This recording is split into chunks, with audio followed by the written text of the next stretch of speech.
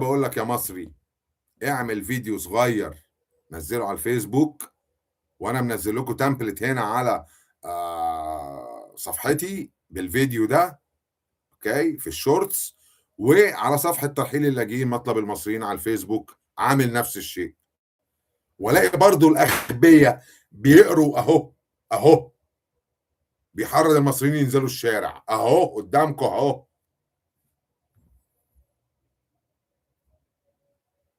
بعينكم مش هننزل الشارع، بعينكم. بس للاسف المصري متخاذل، لازم يشد عليه العزم قوي بقى كده، زي ايام الاخوان لما كانوا بيقتلوا الناس في الشوارع. فابتدينا احنا نفوق بقى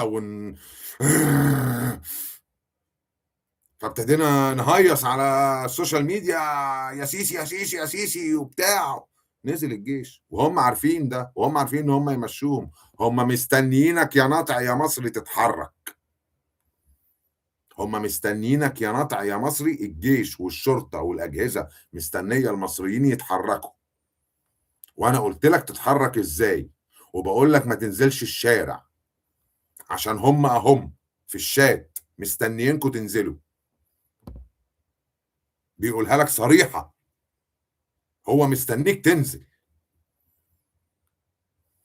لا اله الا الله محمد رسول الله. فين اللايكات يا جماعة؟ فين اللايكات وفين القلوب وبتاع؟ يعني انا ده انا نهكت، يعني انا نهكت. فيديو تاني بقى شفناه لمدرس، وده جزء من الفساد يا استاذ عمر اللي انا اتكلمت عليه، اللي موجود في بيوتنا، ان الطالب بينجح عشان بياخد درس خصوصي.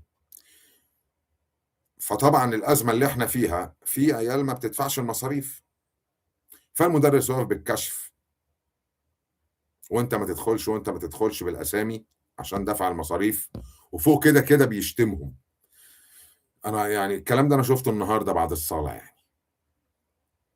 طبعا انا عملت له شير جامد جدا.